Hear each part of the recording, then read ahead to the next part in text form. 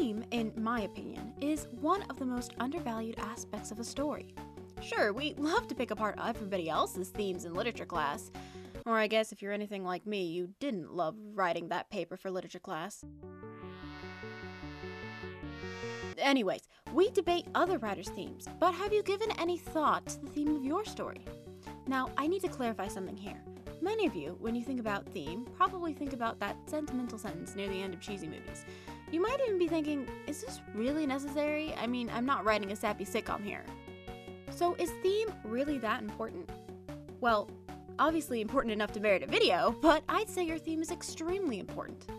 The theme is a way you can help make your story flow into The theme is how you can help make your story flow into The theme is a way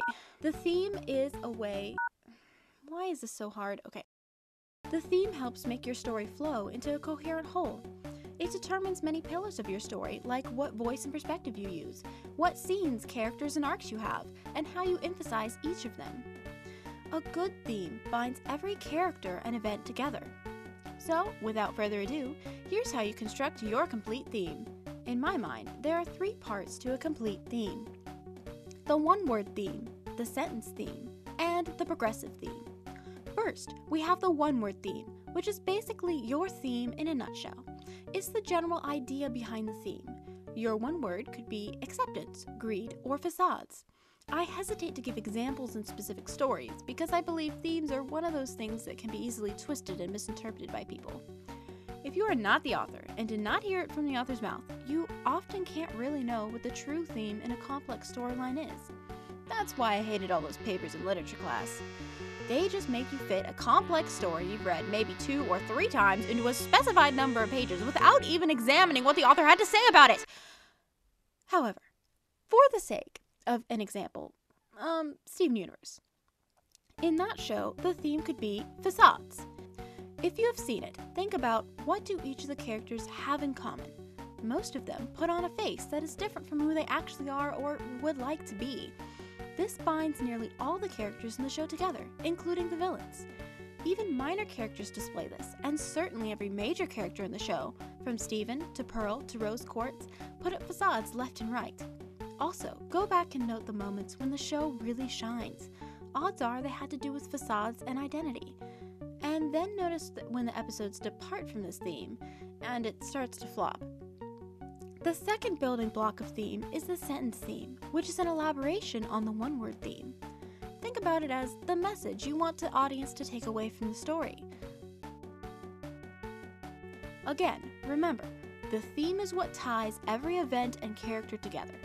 For example, pain is universal, so do not be too quick to judge. Maybe the sentence theme of Avatar. And if the first thing you thought of was blue people, you're missing out on life. The thing almost every character in Avatar: The Last Airbender have in common, even most of the villains, is that they have all experienced great pain. Everybody, from Princess Azula to the poor Cabbage Patch merchant, have experienced pain and lash out because of it. And it isn't random pain either. Almost all of the pain is directly the result of the Fire Nation and the 100-Year War. The sentence theme is what the author wants to convey. Avatar also raises an important point that just because you're tackling a complex and perhaps even dark theme doesn't mean the story has to be depressing.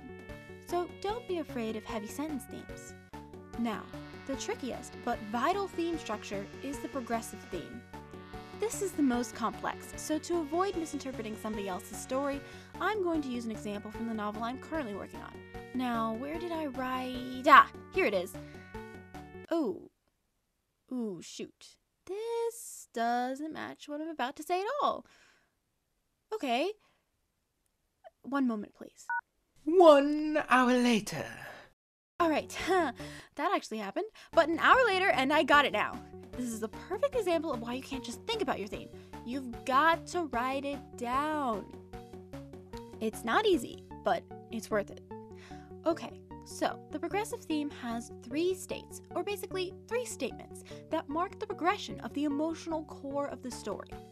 To find your first state, ask, where does the story start? Not physically, but emotionally. What tone do the events carry, and what emotional frame of mind do the characters in? Most of your states should consist of a mind frame, and then an action that is the result of that mind frame. However, many so-called rules are really guidelines. I only have a mind frame in my first state, but this is a very purposeful decision because I make it a point to transition from a passive protagonist to an active one. I should probably do a video on that too. Anyway, if you want me to elaborate on this, please let me know. But for now, in your states, just think mind frame, then action. The first state in my story is Jared, my protagonist, and the culture at large has an overly simplified view of the hero ideal. Throughout the beginning and the beginning of the middle, the hero ideal and its meaning to the culture and Jared in particular is emphasized in every way possible throughout every interaction and every scene. Then, the theme begins to transition into the middle state. It's not super clean cut. Some scenes in between emphasize both. However, increasingly it becomes to emphasize more and more of the second state, which is the hero ideal begins to break down until, in Jared's mind and others, it disintegrates completely. This revelation must be exposed to the world. The second part of that state is the action. Remember, mind frame, then action. In this state, every event and interaction begins to call into question the validity of the hero ideal, and then the action is carried out. Finally, the last state is introduced. The perfect hero may not exist, but there are still people who strive for this ideal, even though they may be flawed. Jared wants to be one of them. Although there will be scenes that emphasize both the middle and final state, the final few scenes of the story should exclusively emphasize the final state. This gives a sense of development, victory, and closure to the audience. Unless the point is that you're writing a sad and depressing story. In that case, you have the option to return to the first state of the book. This will make it feel as though the characters are stuck in an endless cycle from which they can't escape. If that is your goal, go for it. If not, please don't do that. Of course, you want to have your one-word theme in every part of your progressive theme. Just make sure you don't circle back to the first state, especially over and over. Then it's just like the characters are morons that can't learn to get over this stupid state and move on, and it starts to get depressing and annoying quickly. Like you? That's not true, so shoo! Why are you even popping up all of a sudden? Because I provide accurate and truthful information. Ugh, just stand over there.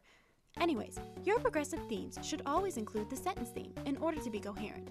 For example, my progressive theme has the one-word theme of the hero ideal, woven throughout. That's two. What? You said it's a one-word theme, but hero ideal is 2 words. But it's one thing, so it still counts, right?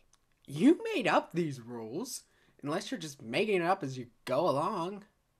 I'm not. I thought long and hard about this. I could show you how to graph your progressive theme on paper. I just ran out of time. Oh, I'm sure. Heroism. There. Now it's one word. All this can change too, by the way. It might take you a while to find your theme, or your story might change so much along the way that your theme will change a bit too. First, I had the one-word theme of change, but it didn't go beyond that and my story suffered. I couldn't even make a proper conclusion. Then I got wiser. I didn't know what I was doing at the time, but I came up with the word theme of perspective, and the sentence theme that everything isn't so black and white as hero and villain, and just because you may disagree with someone doesn't mean they're flat out evil. That was much better, but it was still lacking the progressive theme. Thinking about and physically writing down your word, sentence, and progressive theme is extremely important all around. If you master the themes in your story, it can help with all sorts of structural things, and overall make your story a more coherent whole. If you want to hear more about how this theme structure can help you with writing perspective, characters, and plot arcs, just let me know, and hit the subscribe button so you don't miss it. See you soon! 1 hour later. 1 hour later. 1 hour later. 1 hour later. 1 hour later. 1 hour later. 1 hour later. 1 hour later. 1 hour later. 1 hour later. 1 hour later. 1 hour later. 1 hour later. 1 hour later.